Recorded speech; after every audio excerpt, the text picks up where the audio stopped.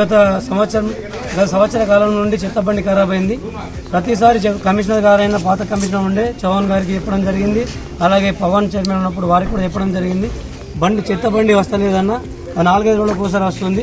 దానివల్ల గల్లీలో ఉన్న ఇంట్లో మురికి ఉండడం వల్ల విష జ్వరాలు వగైరా వస్తుందని చెప్పి నూతన పాలకవర్గ చైర్మన్ వచ్చినప్పుడు ఆ చైర్మన్ గారు కూడా చెప్పడం జరిగింది. నూతన కమిషనర్ గారు కూడా చెప్పారు. కమిషనర్ స్పందిస్తున్నారు కానీ చైర్మన్ గారు ఆయన దృష్టిలో ఏముందో ఏమో కావాలని నా వార్డు కాకుండా కేటాయించుకున్న బండిని వేరే 3 వార్డులు కేటాయించి చేయడం వల్ల ఈరోజు గల్లీవారు ప్రతి ఒక్కరికి నేను చెప్పడం జరిగింది.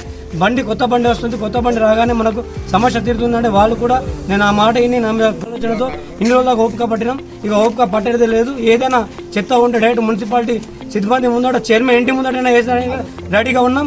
చైర్మన్ అక్రమాలు కూడా ఏమేమి ఉన్నాయో, ఎవరి దగ్గర ఎన్ని పైసలు తీసుకుంటున్నావు, చైర్మన్ నువ్వు ఖచ్చితంగా ఆ లెక్క కూడా తీస్తా.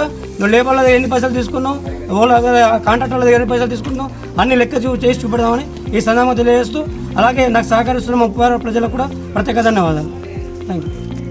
Thanks for watching. Like, share and subscribe.